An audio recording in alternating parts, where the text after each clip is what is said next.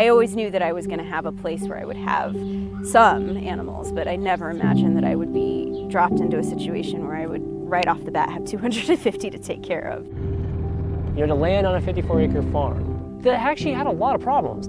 You can't know what this is going to be like until you do it. I'm Gwen, and this is my husband Peter. Together, we run Lighthouse Farm Sanctuary. We care for over 250 rescued farm animals, making it the largest farm sanctuary in Oregon. Each animal has a story. They have been saved from slaughter and rescued from life-threatening situations of neglect and abuse.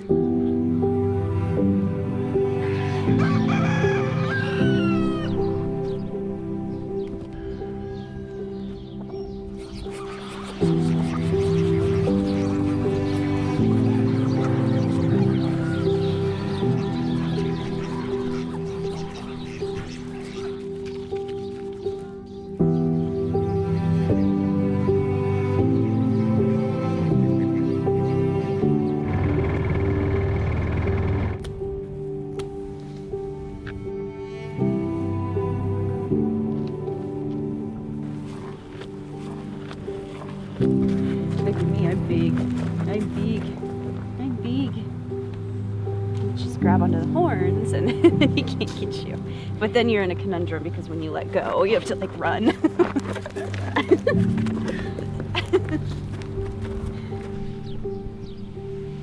It's my favorite part of the day. Coming out to see the cows. Hi, Norman. I've loved animals since I was a little girl. I've always just connected to animals on a more deeper level than I did humans. So I started volunteering at farm sanctuaries, and the first time I visited, it was heaven. We were living in Eugene, Oregon, and she frankly wanted to go to a farm sanctuary.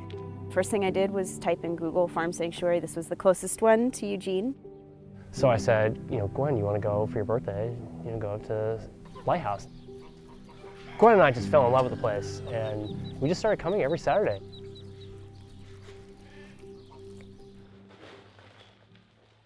The second time that we came to volunteer, we were actually approached in the barn by the founder and previous executive director and asked if we wanted to be on the board. It was either Peter or I, and I said yes. Over the weeks that we would show up, it was like things felt like they were moving further away from being taken care of.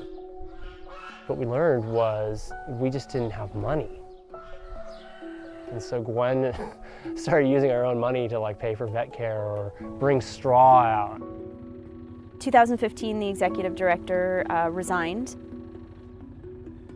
We needed somebody to live here and basically take care of the animals and do it for free, which is an almost impossible ask. And we reached out to everybody we could think of and say, do you have a volunteer that would want to take on this challenge? Nobody could. Simply, Gwen worked from home, and I had a mobile job, and we knew the ins and outs as best as anybody could of Lighthouse. It felt like a lock and a key. The only combination that could turn all the tumblers over was to have us.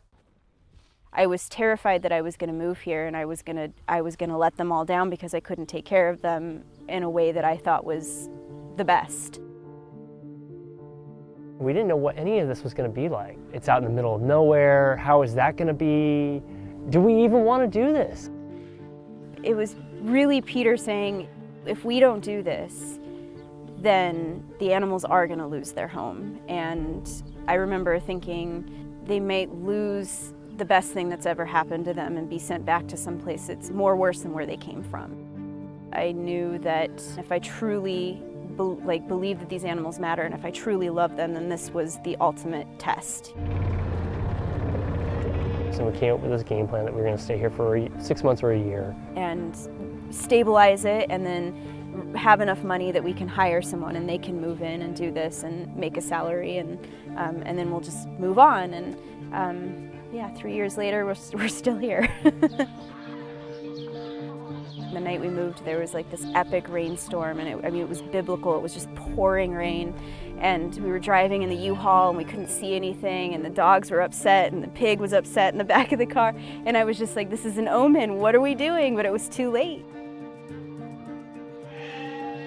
The first difficulties was knowing if an animal was legitimately sick. And so I spent a lot of time freaking out all the time about everybody, you know, like, that animal's sick, what's wrong with this one, what's wrong with that one, and just driving myself slowly crazy. I would have the vet out here all the time. I worked and Gwen worked. You know, there was just a lot of chaos. I mean, I can't emphasize enough how much chaos there was. There were definitely periods of like deep depression, of regret, of sort of mourning my previous life. When I'm out here with the animals, you know, somebody comes up to me and nudges me or gives me a hug, or, you know, and I think, okay, you know what, this is exactly where I should be. They make me feel appreciated.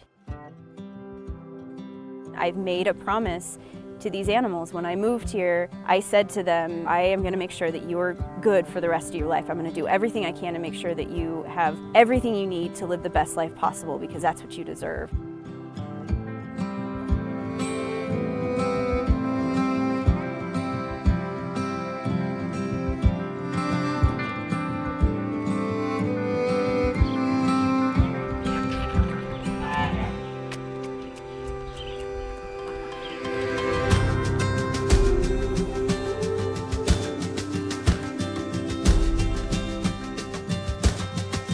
This place would not exist without the help of our volunteers and without the help of our community.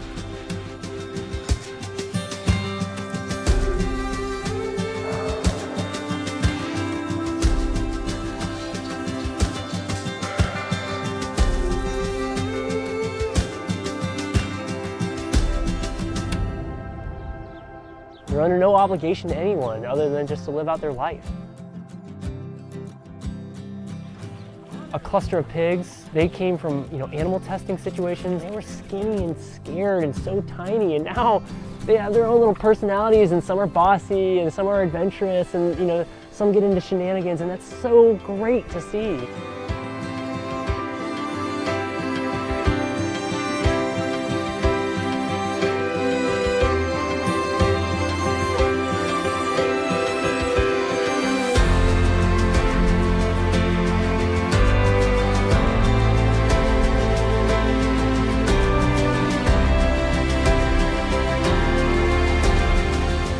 We provide an opportunity for people to connect with a kind of forgotten about animal. All right, you got it.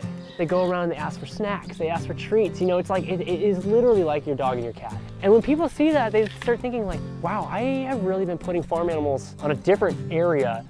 If they can think about the animals and give them an identity, they tend to change maybe their eating habits or their buying habits. I feel like we have so much further to go. I'm always going to be constantly trying to make it better.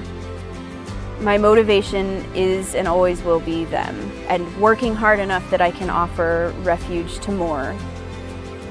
We believe every animal has the right to a safe and loving home, and with your help, we can make that possible.